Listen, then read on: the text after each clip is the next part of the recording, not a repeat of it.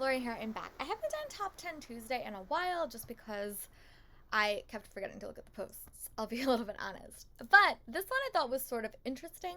So it's favorite places to read. So I can read anywhere as a general rule. I can read in cars, I can read in planes, I can read in trains. I can read anywhere. I also do read in multiple formats. I do listen to a lot of audiobooks. So I'm going to sort of talk about a couple of different ways that I like to read. So physical places may be a place to sit, but physical places may also be like a situation. So let's get into it. Favorite places to read is just literally in my backyard or in my front yard. I love to read in nature, and we'll get into that in a little bit more. But I love to read outside, and I live in New York. I live on Long Island, so our seasons to read outside pretty much is summer. Sometimes if we get a really, really nice fall and a really, really nice spring, we can read outside, but most of the time, not so much. So I tend to bask in the sun, even on such a hot day like today. I will still probably read outside or do stuff outside because I love to read outside. I just love it. Especially love it when I read like fantasy novels that are set in nature and such. I love it. So I adore reading outside when I can, and I know that like I never get to do that. So I tend to read outside even when it's like steaming hot because I know will have so few opportunities overall in the year just because of where I live. One is just reading in a park or going for somewhere in nature, and I tend to do this a lot. I tend to bike ride a lot. I bike ride pretty much every single day when the weather is nice, and that will be another prompt a little bit later. But I tend to bike ride. I go for 2 miles. I go and I read for about 30 minutes, and then I come back for the other 2 miles. And I just read in a park. I take whatever book I'm reading, and I pretty much get like maybe like 50 pages in, and it's pretty nice. It's nice, relaxing. It's there's a bench and there's always shade, so it's not ridiculously hot. And there's a park. I could see people in the pool. I'm very much a people watcher. But it's very, very nice. So I have the luxury of that. I lived for that during COVID because they shut our park for about half of a year, and then they finally opened it. So I was able to like go sit on my bench, but it's very, very nice, and I really enjoy doing that. So definitely finding a place to read outside. I know friends that like go for massive hikes and just read in like under a tree. I haven't done that yet, but I do love to read outside. And if I ever am able to travel again, that will definitely be something I'm going to do. I'm going to take a book and just read somewhere pretty. I know my yoga studio just came back from a retreat in Santa Fe, New Mexico, and a lot of people did that when they were there. So definitely find a pretty place, sit and read. And that's definitely one of my favorite things to do in any season I can, but most often it happens in the summer, especially where I live. A little bit earlier, but I'm a very, very big bike rider. When I'm able, I normally do about 4 miles a day. That is pretty much a big part of my audiobook time. I also do listen to quite a few podcasts. Some of them are like, I listen to Millennial, I listen to Mugglecast, I listen to a couple of other things, but a majority of that listening time does go for my audiobooks, and I just love it. It really motivates me to do my 4 miles because I just get through a lot of audiobooks normally, and I love that time. It's kind of is my relaxing time. I would get so sad when I have to go back to work because I get home from work so late and I can't bike ride during the year. Really, I can do it on the weekends, but the weather is just such a killer. Like, I don't like to be cold. It's another reason I really, really like being hot. I don't like being cold, so I struggle with that a little bit. But when I'm able to bike ride, I love listening to audiobooks, especially if it's like a thriller and like I'm very, very anxious, or at the end of a book I just want to keep listening. But that's one way that I do like to listen to stuff. Also, like during my workout videos, if I've seen them 1,000 times, which some of them I have at this point, I just kind of put it on as background noise.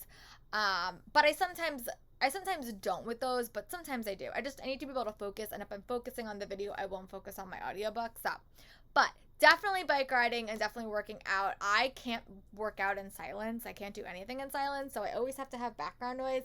And sometimes it's an audiobook, sometimes it's a YouTube video, sometimes it's a podcast. Most of the time it is an audiobook. So, bike rides for me definitely more this summer, and that's just to like walk. Like, And especially during COVID times when I don't feel comfortable going to a gym, and I do have workout DVDs and stuff, but I just try to force myself to walk around my whole neighborhood at least once a day, and it does give me a lot of steps, so I like that. But I also normally take an audiobook with me, and it just gives me some more listening time, which is nice. So I think that that's something that I've grown to really appreciate during COVID times, because I normally would just go to a gym after work, and we're not talking about commuting yet, but that is, for me, has been this summer, has been a nice pleasant surprise, because I go for a bike ride earlier in the day, and then I go for like a walk at the end of the day, and it's just a nice way to kind of break up my day and keep me active, which when I don't have a gym or something like that, I can get a little bit inactive, and I don't want to do that. So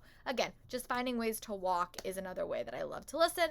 I don't run. I think if I ran, I would probably read even more, but I have super weak ankles, but walking is always good. So I love to read. It's actually a new edition. I actually got this beautiful, I'll see if I can turn it and you guys can see it. I got this beautiful, yeah, you can't really see it, but I got this beautiful wicker egg chair. It actually sort of is like the one I have outside, but that one's metal.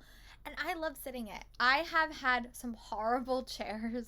Not horrible, they just weren't super comfortable, and I could sit in my chair for like hours on end, so it just would really hurt the back of my back. This one's really, really comfy, so I can sit in it for a couple of hours and read, especially when I know when it will get a little bit colder in a couple of months. I will be more inside, but I don't sit in it as much as I normally do because now I'm outside a lot, but it is super comfortable when I do sit in it. So definitely a comfy reading chair I would recommend for anybody. I have gone through so many in the past like 6-7 years, but this one I really, really like. It definitely was a little bit more expensive. I got it from Bed Bath & Beyond. It was on clearance, but still really happy with it. The next one is a big part of my life during the school year, and that is commuting.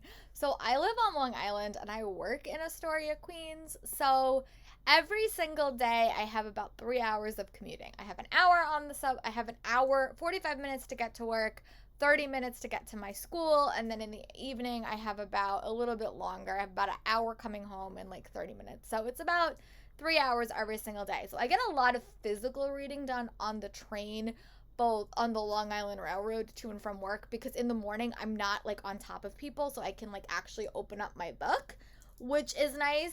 In the afternoon sometimes it's a little bit crowded and I can't open up my book, but normally I get a lot of physical reading done at those times, and it's actually nice. I've actually changed a little bit in the morning. I've actually gotten up a little bit earlier.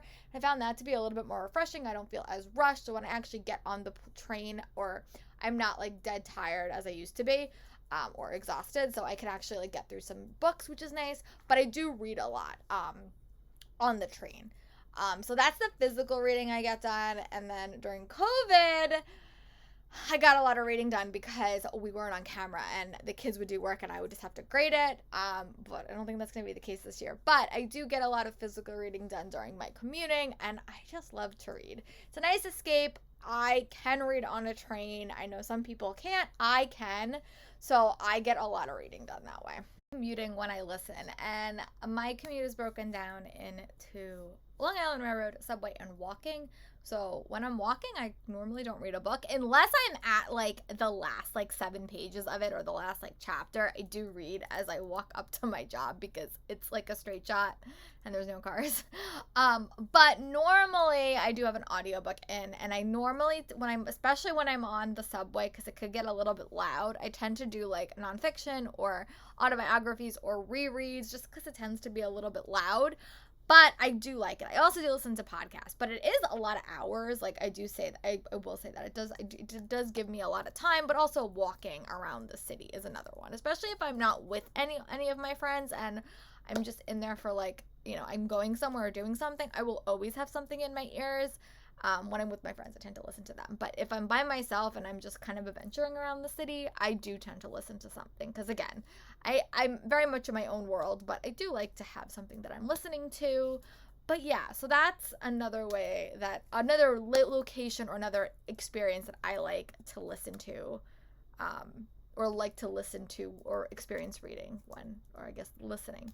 That was a really, really odd way to put that, but you guys get what I mean. Another way that I like to listen to audiobooks is when I'm playing like video games. I don't play a lot of video games, but I do play Animal Crossing and a couple of other video games that I have my eye on, and I just kind of put on the one in background as I'm kind of playing. I actually haven't played Animal Crossing in a couple of weeks because of the Olympics. I was super distracted with that.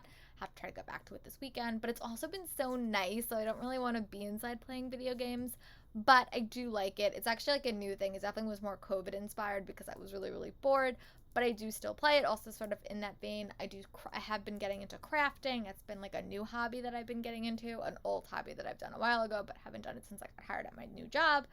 So I've also been listening to audiobooks as I've been crafting, and that's been super nice. So again, those are two listening things. And my last place I like to read is just any public location. I will go to a park, I will go to a Barnes & Noble, and I will read, and I will just people watch. I love to people watch, and I just love to read. So those are two really, really nice ways that I do like to get some reading done.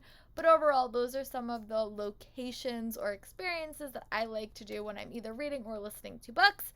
So let me know what are some of your favorite places to read, and I'll talk to you guys soon for our next video. Bye, friends.